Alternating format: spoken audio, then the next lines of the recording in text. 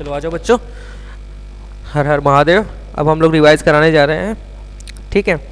अब आप लोग को रिवाइज करना है AS11। देखो ये भी AS जो है अपना इजी तो सभी है यार, इंटरेस्टिंग टॉपिक है। कुछ ही AS है जो अपना इंटरेस्टिंग टॉपिक है, तो ये अपना AS11 जो है ये इंटरेस्टिंग टॉपिक है। AS11 effect of changes in foreign exchange rate. देखो यार पहली बात तो एक चीज़ ये समझो कि जितने भी AS के नेम हैं, नाम हैं, उसको बार बार आप रिकॉल करिए और उसको लिखिए भी। अगर आप लिखोगे तभी जाके आपको पता लगेगा उस AS का सही नाम आपने लिखा है या नहीं लिखा। अब कोई भी AS आप लिखोगे नाम से ही लिखोगे ना यार, और पहले ही नाम में ही आपने कुछ गलत कर दिया तो एग्जामिनर का पहले ही चेक करने का उसका जो व्यू है वो गलत हो जाएगा। मतलब जैसा आप शुरू करोगे वैसा ही उसका व्यू जाएगा, तो इसीलिए नाम कभी भी गलत मत करना। तो ये जो AS अपना बहुत सिंपल है। देखो effect of changes in foreign exchange rate, इसमें अपने को बस 4 टॉपिक कवर करने हैं, ठीक है बच्चों। आ जाओ, देखो कौन कौन से टॉपिक।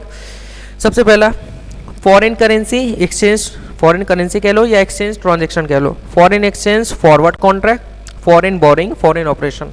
फॉरेन ऑपरेशन में 2 ही है अपना, एक ईफो है और एक नीफो है। बस ये 4 टॉपिक्स कवर करेंगे, अपना AS11 खत्म अपने पॉकेट में यार। चलो आ जाओ। अब देखो सबसे पहले फॉरेन करेंसी या फॉरेन एक्सचेंज ट्रांजैक्शन कहते किसको है। देखो अपनी देश की करेंसी को छोड़ के जितने भी करेंसी है वो अपनी फॉरेन करेंसी होती है। अगर आप उसमें डील करते हो, परचेजिंग और सेलिंग करते हो, वो क्या है, फॉरेन करेंसी एक्सचेंज ट्रांजैक्शन। देखो क्या लिखा है, व्हेनेवर एनी ट्रांजैक्शन, व्हेनेवर कोई भी ट्रांजैक्शन या recognise in foreign currency, then such foreign currency should be converted in local currency using spot rate. अब स्पॉट रेट किसको कहते हैं, मतलब अगर आपने किसी डॉलर में किया तो उस डॉलर को अपने इंडियन करेंसी में कन्वर्ट तो करोगे ना, तो इसी को हम लोग क्या कहेंगे, फॉरेन एक्सचेंज ट्रांजैक्शन, ठीक है बच्चों। जैसे buying and sell in foreign currency, assets को एक्वायर किया, लायबिलिटी को पे किया इन फॉरेन करेंसी, बोरो और लेंड फॉरेन करेंसी में, ठीक है बच्चों। तो ये सब आ गया आपका फॉरेन करेंसी ट्रांजैक्शन या एक्सचेंज ट्रांजैक्शन, ठीक है। स्पॉट रेट क्या होता है, जैसे स्पॉट रेट आपको क्वेश्चन में दिया रहेगा, अगर नहीं दिया रहता, is not available, then we can take approximate rate of such period. It can be varied by +2 और अंडर अपवर्ड और डाउनवर्ड बाई 2%, ठीक है बच्चों। मतलब स्पॉट रेट क्या होता है ना, उस समय की रेट। देखो या तो आप एक्चुअल रेट ले लो उस समय की, तो स्पॉट रेट मतलब वही होता है कि उस समय की रेट क्या चल रही थी, तो वो थोड़ा फ्लक्चुएट होती रहती है, तो +2 और -2% आपका हो सकता है, ठीक है बच्चों।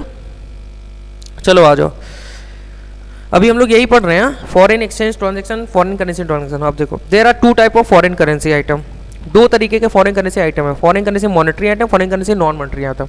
बहुत सिंपल है, फॉरेन करेंसी मॉनेटरी आइटम मतलब क्या होता है, जिसकी वैल्यू फिक्स है वो आपकी फॉरेन करेंसी मॉनेटरी आइटम है। किसको कितना लेना है, कितना देना है, डेटा, क्रेडिटर, एडवांसेस, लोन सब फिक्स है, मतलब उसमें कोई भी ऊपर नीचे नहीं होनी है। मतलब अगर $1000 तो $1000 ही डॉलर, समझ रहे हो आप बात। अब ये देखो foreign currency non monetary item जिसकी वैल्यू फिक्स नहीं है। अब जैसे बिल्डिंग है, स्टॉक है, प्लांटर मशीनरी है, फर्नीचर है, कितने में बिकेगी, कितने में खरीदना है, ये कुछ कंफर्म नहीं है यार, प्राइस सेल होती रहती है। अब जैसे आपने किसी से, अब जैसे एक एग्जांपल ले लो, देखो एक एग्जांपल लिया, जैसे आपने जॉन जो कि USA के रहने वाला है, उससे आपने कुछ खरीदा, फिक्स एसेट्स खरीदा, तो इसको क्या हुआ, fix assets debit to John, उसको आपको देना है। तो ये जो फिक्स एसेट्स है इसकी तो वैल्यू क्या लगता है आपको कि इतनी ही, अगर चाहे आप बेचोगे डॉलर में उतनी ही मिलेगी, या इसको इंडियन करेंसी में बेचोगे तो उतना ही मिलेगा, नहीं, ये फिक्स नहीं है। लेकिन जॉन को अगर आपने $1,00,000 आपने खरीदा है जॉन से, तो आपको $1,00,000 ही देना है, तो यानी ये आपकी क्या हो जाएगी, मॉनेटरी आइटम हो जाएगी। मॉनेटरी आइटम जिसकी वैल्यू फिक्स है, नॉन मॉनेटरी जिसकी वैल्यू फिक्स नहीं है। तो अब देखो, ठीक है, अब समझ में आ गया मॉनेटरी आइटम क्या होते हैं, नॉन मॉनेटरी आइटम क्या होते हैं। अब इसका वैल्यूएशन, नॉन मॉनेटरी आइटम को बैलेंस शीट डेट पे, ये अपना ये मॉनेटरी आइटम था ना, तो मॉनेटरी आइटम को वैल्यूएशन बैलेंस शीट डेट पे करते हैं और सेटलमेंट डेट पे भी करते हैं।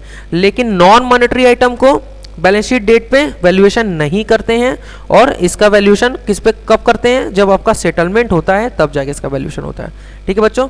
तो अपनी चीज़ें, अपनी एक चीज़ अपने लोग को क्लियर हो गई कि अगर आपकी मॉनेटरी आइटम है तो इसका वैल्यूएशन हमेशा होगा, चाहे बैलेंस शीट डेट हो चाहे सेटलमेंट डेट हो। लेकिन अगर नॉन मॉनेटरी आइटम हो उसका आपको बैलेंस शीट डेट पे वैल्यूएशन नहीं करना है। इसका रीज़न ये है ना कि आप ऐसे आइटम पे वैल्यूएशन कर रहे हो जो कि मतलब हुई नहीं है, आप मतलब समझ रहे हो, ये कंजर्वेटिव के अगेंस्ट हो जाएगा जो अपनी प्रिंसिपल है, क्योंकि ये तो चीज़ें आपकी नॉन मॉनेटरी है, तो ये तो कवर होगी नहीं, ठीक है। अब आ जाओ, exchange difference related to long term foreign currency monetary item, ठीक है, क्या लिखा है ये, लॉन्ग टर्म फॉरेन करेंसी और ये मॉनेटरी आइटम, ठीक है बच्चों। एक्सचेंज डिफरेंस अगर कोई होता है आपका जो कि long term foreign currency monetary item relating to depreciable assets, ठीक है, डेप्रिशिएबल एसेट आपको समझता है ना, ये स्टैंड में मैंने बताया था आपको। Depreciable assets can be capitalise to value of asset, मतलब आप उसको क्या कर सकते हो, कैपिटलाइज कर सकते हो, कोई भी एक्सचेंज डिफरेंस। AS16 में हम लोगों ने पढ़ा था ना बोरोइंग कॉस्ट, जो डेप्रिशिएबल एसेट से रिलेटेड होता है, और हम लोगों ने गवर्नमेंट ग्रांट में भी पढ़ा था depreciable asset, non depreciable asset. अगर नॉन डेप्रिशिएबल एसेट्स है तो उसको आप कैपिटल रिजर्व में ट्रांसफर करते हो, याद है आपको। तो यही इसको बता रहा है कि अगर आपका कोई एक्सचेंज डिफरेंस है जो कि long term foreign currency monetary item से रिलेटेड करता है, मतलब रिलेट है जो कि डेप्रिशिएबल एसेट से है, तो आप उसको कैपिटलाइज कर सकते हो एज पर पैरा 46A के अकॉर्डिंग। दूसरा, exchange difference related to long term foreign currency monetary item related to non depreciable asset, जो कि डेप्रिशिएबल एसेट से रिलेटेड नहीं है, तो उसको can be capitalise to foreign currency monetary item difference account. इसको आप कहाँ भेज रहे हो, देखो foreign currency monetary item translation difference account, इसको आप इसमें डाल रहे हो एज पर पैरा 46A, यहाँ पे ट्रांसलेशन डिफरेंस अकाउंट में डाल रहे हो। ऊपर क्या कर रहे थे, कैपिटलाइज में कर रहे थे। तो आपको एक बार समझ में आ गया कि नॉन डेप्रिशिएबल को कहाँ लिखना है, ठीक है। Exchange difference on above item can be transfer to P and L account, मतलब अगर आप कैपिटलाइज नहीं करना चाहते हो मत करो, अगर आप पीनल में डालना चाहते हो कर सकते हो, दोनों में से कोई भी ऑप्शन आप कर सकते हो, ऐसा संस्था हमारी ICI ऐसा कहती है, ठीक है बच्चों। एक्सचेंज डिफरेंस और short term foreign currency monetary item, वो तो PL में ही जाएगा ना बच्चों, और इसका ये कहाँ लिखा हुआ है, एज पर पैरा 13 में। अब आ जाओ, अभी देखो हम लोग को चार कितनी चीज़ें कवर करनी थी, हम लोग को 4 चीज़ें कवर करनी थी।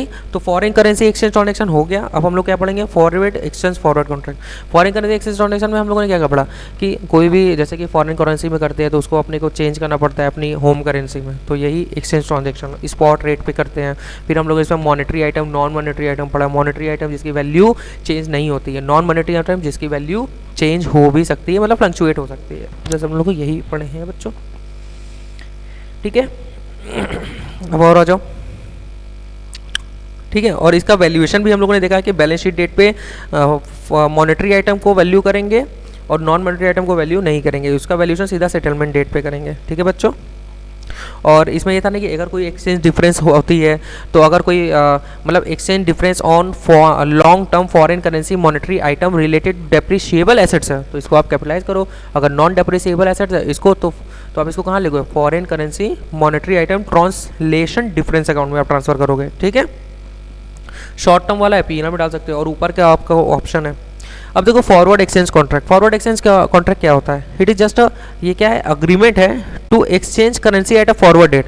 मतलब हम दो लोग क्या किए हैं, एग्रीमेंट कर लिए कि हम लोग अपनी करेंसी को एक फ्यूचर के किसी रेट पे हम लोग एक्सचेंज करेंगे, तो ये होता है फॉरवर्ड एक्सचेंज कॉन्ट्रैक्ट, ठीक है। तो इसका देखो इसका ट्रीटमेंट 2 क्लासिफिकेशन में हम लोग करके कर सकते हैं, जैसे क्या, एक स्पेकुलेशन पर्पस और एक सुरक्षा पर्पस, जिसको हम लोग हेज पर्पस कहते हैं। मतलब ना जैसे हमने असेट्स लिया तो हम लोग को डर है कि आगे की रेट कहीं ऊपर नीचे ना हो जाए, बहुत ज़्यादा, जैसे परचेजर क्या सोचेगा कि बहुत ज़्यादा बढ़ ना जाए, सेलर क्या सोचेगा बहुत ज़्यादा घट ना जाए, तो वो लोग आपस में एक रेट तय कर लेते हैं, तो उनके लिए क्या हो जाएगा, ये हेज पर्पस हो गया। लेकिन कुछ लोग इसका स्पेकुलेशन भी करते हैं कि मतलब जैसे सट्टाबाजी, रेट गिरेगी, मंदड़िया तेजड़िया बदलो घटेगी, तो वो लोग उसमें स्पेकुलेट, देखो मैंने क्या लिखा, मजे, मतलब कि वो लोग स्पेकुलेशन पर्पस के लिए कर रहे हैं, तो इसका गेन और लॉस वो कहाँ डालेंगे, ट्रांसफर टू पीएनएल अकाउंट में, ठीक है। लेकिन अगर इसमें गेन और लॉस होता है तो इसको वो लोग क्या ट्रीट करेंगे, इसको ट्रीट करेंगे प्रीमियम ऑन फॉरवर्ड कॉन्ट्रैक्ट, और इसको अलोकेट करेंगे ओवर पीरियड ऑफ कॉन्ट्रैक्ट में, टाइम रेशियो में आप उसको अलोकेट कर दोगे, ठीक है बच्चों। अब देखो गेन और लॉस आएगा कैसे, जैसे आपने तय किया कि हम 60 रुपये में रेट रहेगा, और spot rate on balance sheet date on settlement, मतलब या तो सेटलमेंट डेट लो या बैलेंस शीट डेट पे, अब वो 59 रुपये हो गया, तो अब आपका क्या हो गया, अब बताओ लॉस हुआ कि गेन हुआ। अब ये डिपेंड करेगा आपने परचेज किया है या सेल किया है, ठीक है बच्चों, वही गेन और लॉस। अब आ जाओ, देखो 2 कवर हो गए, ठीक है बच्चों। अब क्या अपना फॉरेन बोरिंग है, अब देखो अपना फॉरेन बोरिंग चालू हो जाता है। फॉरेन बोरिंग बहुत ही सिंपल है, ये हम लोग AS16 में भी पढ़े थे। उसमें क्या था, एक्सचेंज लॉस कैसे लेते थे, पहले एक्चुअल लॉस लो और इसको कंपेयर करो किससे, एक्चुअल बोरोइंग, मतलब if foreign borrowing is taken from locally, और माइनस कर देते थे लोकल, मतलब फॉरेन बोरोइंग से कितना कॉस्ट पड़ रहा है, मतलब एक actual cost from foreign borrowing minus if such boring is taken from locally, तो उन दोनों माइनस कर लो, जो आया उसको एक्सचेंज लॉस से कंपेयर करो, विच एवर इज लोअर, ये आपका एक्सचेंज लॉस होगा। यही यहाँ पे लिखा हुआ है, देखो any foreign borrowing is taken then lower of the, क्या लिखा है, lower of the following shall be taken following cost. जैसे एक्चुअल बोरिंग कॉस्ट ले लो, एक्चुअल बोरिंग कॉस्ट मतलब एक्सचेंज लॉस, और local borrowing cost if loan had been taken locally whichever is lower. बस यही आपको कंपेयर करना है, ठीक है बच्चों। अब आ जाओ, any exchange difference beyond borrowing cost should be transfer, मतलब इससे ज़्यादा अगर कुछ होगा तो वो आपका पीएनएल में जाएगा। समझ रहा है ना तुमको, एक्चुअल बोरिंग कॉस्ट और exchange loss from rate globally.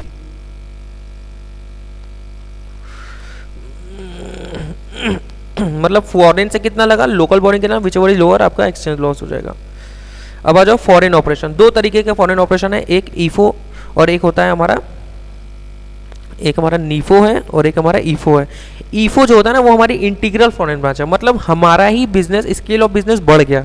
नीफो हमारी मतलब कि हमारी स्पैन ऑफ बिजनेस नहीं है। अब समझ रहे हो, जैसे देखो शुरू से ही हमारी ब्रांच, नेचर ऑफ बिजनेस भी सेम, लेकिन इसमें ऐसा नहीं होता।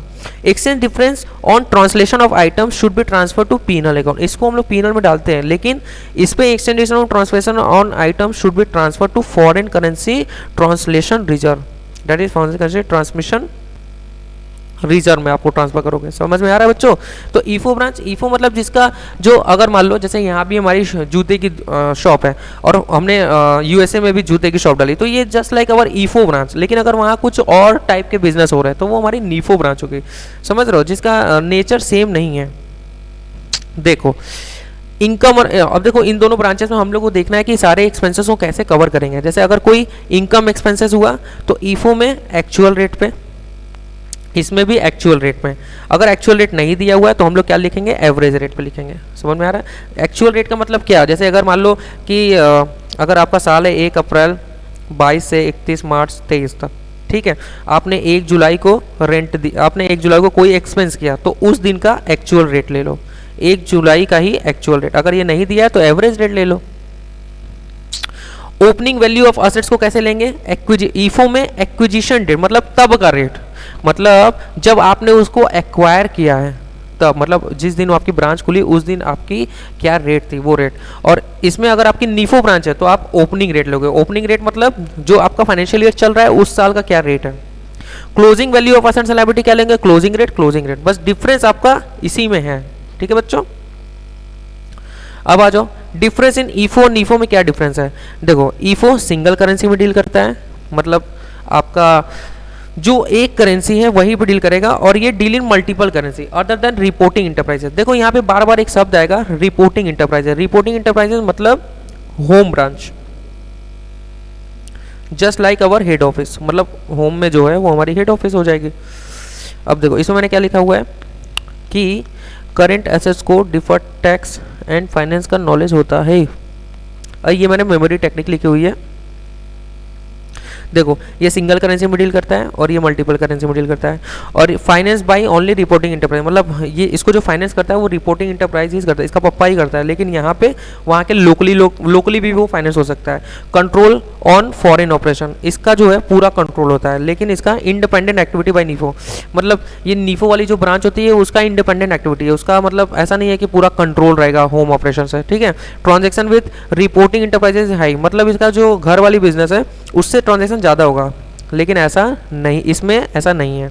Foreign activity are affected by day to day changes in reporting enterprises, मतलब रिपोर्टिंग में ज़्यादा चेंजेस हो रहा है उससे फॉरेन एक्टिविटी भी प्रभावित होगी, लेकिन इसमें ऐसा नहीं है। अब देखो इसको याद कैसे करोगे, कभी कभी आ जाता है नीफो और ईफो में क्या डिफरेंस है। तो देखो सीए को डीटी और फाइनेंस का नॉलेज होता है, बस एक चीज़ याद रखोगे सब याद हो जाएगा। देखो सीए से क्या हो जाएगा, सी से आपका कंट्रोल फॉरेन किस पे, ईफो में कंट्रोल रहता है, नीफो में कंट्रोल नहीं रहता। ए से क्या है भैया आपका, ए से एक्टिविटी, एक्टिविटी अगर फॉरेन मतलब फॉरेन ऑपरेशन एक्टिविटी जो है, फॉरेन ऑपरेशन की एक्टिविटी आपकी रिपोर्टिंग इंटरप्राइजेस के चेंजेस में आने से बहुत प्रभावित होती है, ठीक है। Effective by day to day changes in किसमें, आपकी रिपोर्टिंग इंटरप्राइजेस, लेकिन उसमें नीफो में आपके प्रभावित नहीं पड़ते। तो ये सीए वाला हो गया। डीटी में क्या था बच्चों, डी से डील, किसमें डी, ईफो आपकी सिंगल करेंसी और ये मल्टीपल करेंसी में सीए। और डी टी, टी से क्या था बच्चों आपको, ट्रांजेक्शन, ट्रांजेक्शन रिपोर्टिंग इंटरप्राइजेस से ईफो का ज़्यादा होता है, नीफो का कम होता है। और डीटी फाइनेंस, ईफो ज़्यादा फाइनेंस करती है, मतलब केवल यहीं से फाइनेंस होता है और उसमें कम होता है। और नॉलेज, नॉलेज में क्या था बच्चों, देखो डील हो गया, हाँ बस खत्म हो गया, और तो कुछ है ही नहीं बच्चों। ठीक है, नॉलेज बस ऐसा ही होता है, डीटी फाइनेंस का नॉलेज होता है। ठीक है, फिर आ जाओ और क्या है देखें तो, बस खत्म यार, और कुछ है ही नहीं। तो देखो अगर इसका हम लोग रिकैप वीडियो बनाएं तो हम लोग AS11 effect of changes in foreign exchange rate, इसमें हम लोगों ने क्या करा, इसमें अपने को 4 चीज़ें पढ़नी थी। सबसे पहला क्या पढ़ना था अपने को, सबसे पहला अगर था तो आपका फॉरेन करेंसी एक्सचेंज ट्रांजेक्शन था, ऑब्लिक एक्सचेंज ट्रांजेक्शन। दूसरा क्या था, फॉरेन वो था ना आपका फॉरवर्ड रेट, मतलब वो था ना स्पेकुलेशन पर्पज जिसमें हम लोग को पढ़ा था, वो था। और आपका फॉरेन बोरिंग वाला था, और आपका एक्सचेंज लॉस वाला था, बस यही है। सबसे पहले फॉरेन एक्सचेंज ट्रांजेक्शन क्या होता है, देखो जब कोई भी ट्रांजेक्शन आप फॉरेन में करते हो, मतलब फॉरेन करेंसी में करते हो, तो उसको आपको इंडियन करेंसी में मतलब होम करेंसी में चेंज करना पड़ता है, तो वो आपका फॉरेन एक्सचेंज ट्रांजेक्शन होता है। और वो कैसे होता है, using spot rate. Spot rate क्या होता है, उस दिन उस समय का स्पॉट रेट, और वो +2% से ऊपर नीचे हो सकता है। फिर अब इसमें हम लोगों ने क्या पढ़ा, इसमें ये पढ़ा था कि एक्सचेंज डिफरेंस अगर होता है तो आप कैसे कैसे रिकॉर्ड करोगे। तो इसमें मैंने आपको ये बताया था कि exchange difference on foreign currency, मतलब long term foreign currency monetary item related to depreciable assets है, तो आप इसको कहाँ कैपिटलाइज कर दोगे। लेकिन अगर exchange difference on long term foreign currency monetary item related to non depreciable assets है, तो आप इसको कहाँ करोगे, इसको आप foreign currency monetary item translation difference account में डालोगे आप।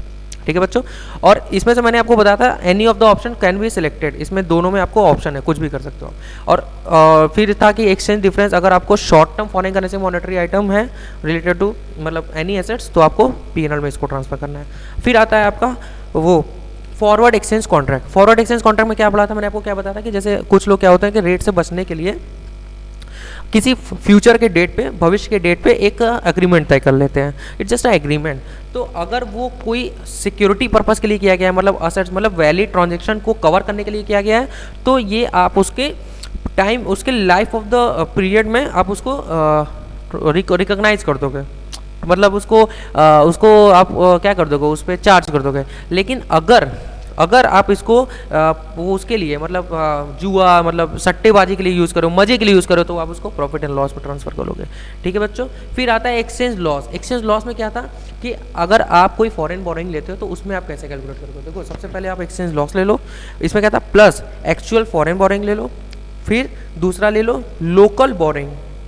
लोकल बोरिंग अगर वही लोन अगर आप लोकली लिए होते तो आपको कितने का पड़ा होता है, विच एवर इज लोअर आपकी एक्सचेंज लॉस हो गई। इससे ज़्यादा जो भी रहेगी वो आपकी पीएनएल में जाएगी। ठीक है, मतलब अगर 10 रुपये आया, 12 रुपये का टोटल है तो 2 रुपये पीएनएल, 10 रुपये आप कैपिटलाइज कर सकते हैं। फिर आपकी आती है फॉरेन ऑपरेशन, दो ईफो नीफो। ईफो जस्ट लाइक योर मतलब स्पैन ऑफ बिजनेस इंक्रीजेस, मतलब आपकी बिजनेस इंक्रीज हो रही है। ठीक है, मतलब आप ही की ब्रांच है।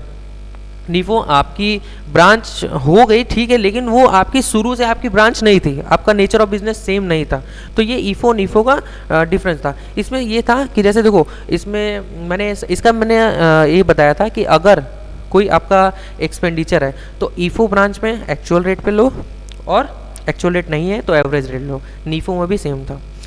ओपनिंग असेट्स अगर कोई है, असेट्स की ओपनिंग वैल्यू कैसे लोगे, देखो ईफो मैंने बोला था ये अगर जिस दिन वो ब्रांच हमारी खुली उस दिन के रेट से आपकी ओपनिंग एसेट्स आएगी, लेकिन नीफो में ऐसा नहीं था। नीफो में क्या था, उस साल की ओपनिंग रेट लो, बस यही डिफरेंस था ईफो नीफो में। और नीचे क्लोजिंग वैल्यू, अगर क्लोजिंग वैल्यू ऑफ असेट्स लेना है तो उसके लिए क्लोजिंग रेट लीजिए भैया। परचेज एंड सेल या कोई एक्सपेंडिचर है उसके लिए एवरेज रेट लो बच्चों, बस और कुछ नहीं था। ईफो नीफो में मैंने आपको बताया था कि कुछ डिफरेंसेस के पॉइंट्स हैं, जैसे सीए को डीटी और फाइनेंस का नॉलेज होता है, तो सी से क्या था आपको पता है कि नहीं, कंट्रोल। ईफो ब्रांच पे रिपोर्टिंग इंटरप्राइज से कंट्रोल रहता है, नीफो पे नहीं रहता। सी हो गया। ए से क्या था, एक्टिविटी की, जो ईफो की एक्टिविटी है वो day to day changes in reporting enterprises से इफेक्ट होती है, लेकिन नीफो की एक्टिविटी प्रभावित नहीं होती है, तो सी हो गया। सी को डीटी, डी से डील, मतलब कि जो ईफो ब्रांच है वो डील इन सिंगल करेंसी, लेकिन जो नीफो ब्रांच है वो आप मल्टीपल करेंसी में भी डील करती है, तो ये हो गया। टी ट्रांजैक्शन, मतलब क्या था कि ईफो ब्रांच की जो ट्रांजैक्शन है वो रिपोर्टिंग इंटरप्राइजेस से हाई वॉल्यूम में होता है, लेकिन नीफो में ऐसा नहीं होता, तो ये डीटी हो गया। और मतलब सीए को आपको किस चीज़ का, डीटी और फाइनेंस, हाँ फाइनेंस, फाइनेंस क्या था, फाइनेंस ईफो ब्रांच को फाइनेंस मतलब mainly finance by reporting enterprises, लेकिन नीफो लोकली भी फाइनेंस होती है। बस खत्म हो गया यार, AS11 कंप्लीट।